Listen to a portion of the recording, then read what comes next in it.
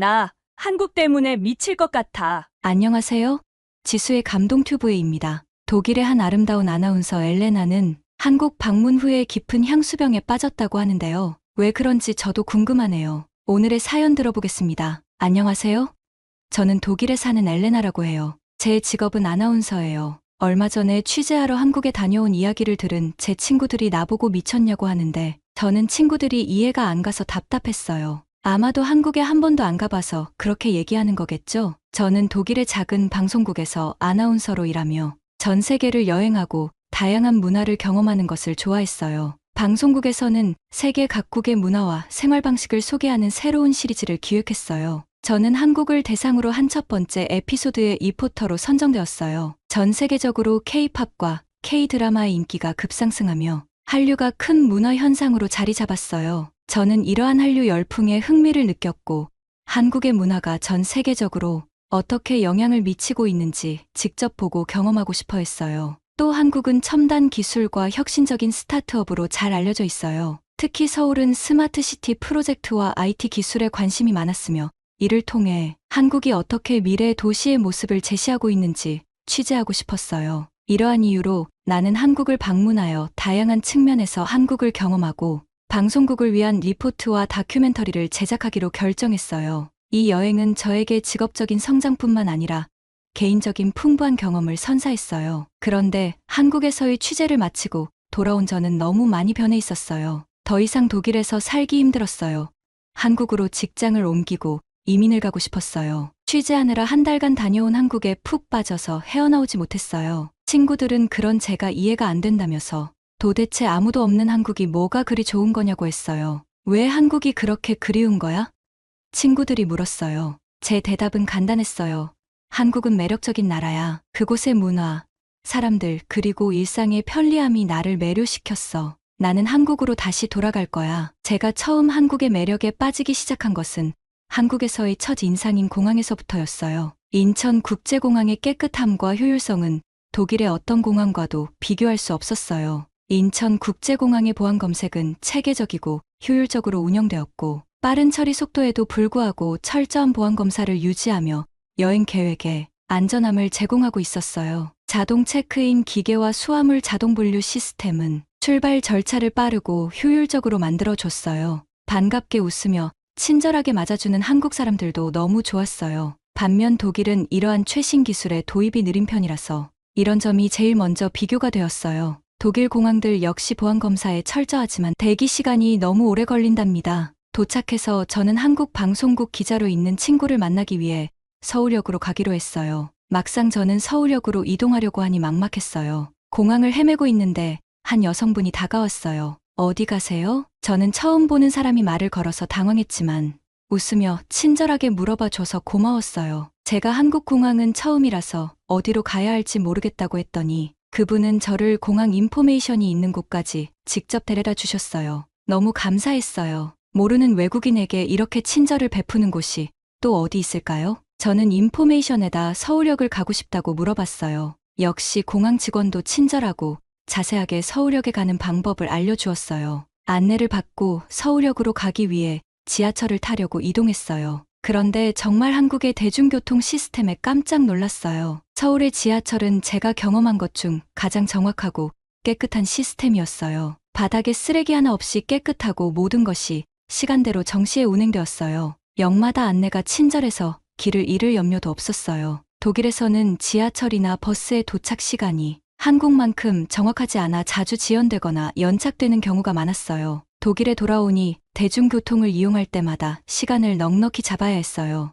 약속에 늦을까봐 늘 불안했지요. 자꾸만 한국하고 비교하면서 독일의 안 좋은 점만 생각이 났어요. 서울역에 도착해서 한국 방송국 기자 친구를 만나서 카페로 갔어요. 일을 하려고 노트북을 꺼내고 또 한 번 놀랐어요. 카페에서 무료로 와이파이를 제공하다니 심지어 무료로 충전도 할 수 있다는 것에 입을 다물지 못했어요. 독일에서는 상상할 수도 없는 일이었어요. 한국은 공공장소, 카페, 식당, 대중교통 등에서 무료로 와이파이를 제공하는 경우가 많다고 해요. 이는 외국인 여행객들이 인터넷에 접속하여 정보를 검색하거나 SNS를 이용하는데 매우 편리한 점이에요. 특히 데이터 로밍 비용을 걱정하지 않고도 온라인 접근이 가능한 점은 큰 장점이라고 생각해요. 잠깐 화장실에 다녀오고 싶어서 노트북을 가지고 가려고 정리하고 있는데 한국 기자 친구가 노트북을 그냥 두고 가도 된다고 했어요. 말도 안 된다고 생각했어요. 잠깐 한눈을 판 사이에 누가 훔쳐가기라도 하면 어쩌나 불안했어요. 하지만 그녀의 말을 믿고 그냥 화장실을 다녀왔고 다행히 아무 일도 없었어요. 그러고 나서 주위를 둘러보니 사람이 없어도 핸드폰이나 가방만 테이블 위에 멀쩡하게 있더라고요. 한국의 시민의식에 다시 한번 놀랐어요. 어떻게 한국 사람들은 자기 물건이 아니면 건드리지도 않지요? 독일에서는 소매치기가 많아요. 주로 관광지, 대중교통, 쇼핑몰과 같이 사람이 붐비는 장소에서 발생해요. 독일은 많은 부분에서 안전한 나라로 평가받지만 특히 대도시나 관광 명소에서 소매치기가 일어날 수 있어요. 베를린의 브란덴부르크 문, 리넨의 마리엔플라츠 펠른 대성당과 같은 유명 관광지 주변의 관광객을 대상으로 소매치기가 많이 일어나는 편이에요. 그래서 관광을 하러 가면 가방을 앞으로 하고 꼭 붙들고 다녀야 하거든요. 한국의 금연 정책도 인상 깊었어요. 공공장소와 식당에서의 금연은 공기를 맑게 하고 건강한 생활 방식을 장려한다는 점이 훌륭했어요. 저는 특히 카페에 금연실이 따로 있는 것이 좋았어요. 깨끗한 공기에서 커피를 마실 수 있는 것을 좋아했어요. 금연 구역의 차이도 큰 충격이었어요. 한국에서는 길거리를 걸으면서 담배를 피우는 사람이 없었어요. 사람들은 대부분 길모퉁이 흡연실에서 담배를 폈어요. 독일에서는 길거리에서 담배를 피우는 것이 일반적으로 허용되어 대부분의 공공장소나 길거리에서 담배를 아무렇지 않게 피곤 해요. 흡연자들은 종종 길거리 공원 야외 카페 등에서 담배를 피우는 모습을 볼 수 있어요. 하지만 독일 내에서도 흡연에 대한 규제는 장소에 따라 다양하게 적용되긴 하지만 공기질이 한국만큼 깨끗하지 않았어요. 한국의 카페나 식당에서는 항상 깨끗한 공기를 마실 수 있었는데 독일에서는 흡연자 옆에 앉기 일쑤여서 불편했어요. 안전에 대한 한국의 관심도 놀라웠어요. 밤늦게 거리를 홀로 걸어다니는 것은 독일에서는 매우 위험한 일이었어요. 하지만 한국에서는 언제 어디서나 안전함을 느낄 수 있었어요.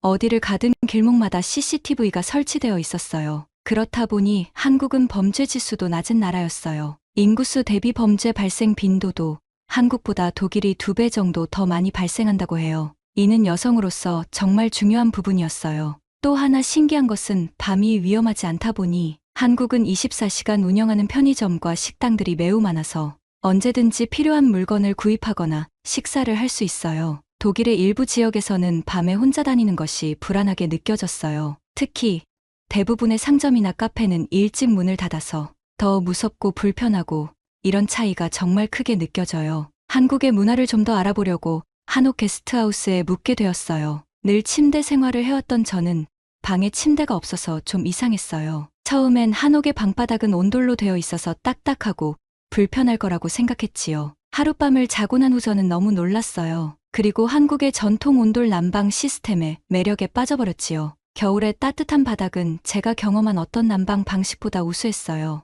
어떻게 바닥을 따뜻하게 할 생각을 했을까요? 바닥에서 올라오는 따뜻함이 전체 방을 포근하게 만들어 독일의 히터와 비교도 안 된다고 생각했어요. 독일의 전통적인 히터 난방 방식은 바닥을 따뜻하게 만들어 주지 못해 겨울철에는 발이 항상 차갑게 꽁꽁 얼고 감기를 달고 살았어요. 온돌처럼 바닥 전체가 따뜻한 것이 얼마나 큰 차이를 만드는지 독일로 돌아와서야 깨달았어요. 차가운 바닥에서 다시 적응할 수 있을지 걱정되었어요. 왜 독일에는 이런 기술이 없을까요? 하지만 제가 한국을 그리워하는 가장 큰 이유는 사람들과의 관계였어요. 한국에서 만난 사람들의 친절함과 따뜻함은 너무 큰 인상을 남겼어요. 길을 물을 때마다 지나가던 사람들이 친절하게 길을 알려주곤 했어요. 또한 한국의 친구들과의 유대감은 제가 독일로 돌아온 후에도 계속해서 소중한 추억으로 남았어요. 한국에서의 경험 중 특히 한국 친구의 어머니가 해주신 비빔밥을 먹은 순간을 자주 떠올랐어요. 한국에서는 일정이 촉박해서 밥 먹을 새도 없이 바빴어요. 그런 저를 보고 제 친구가 자기 집으로 초대해서 집밥을 먹게 해주겠다고 했어요. 집밥이 뭐지?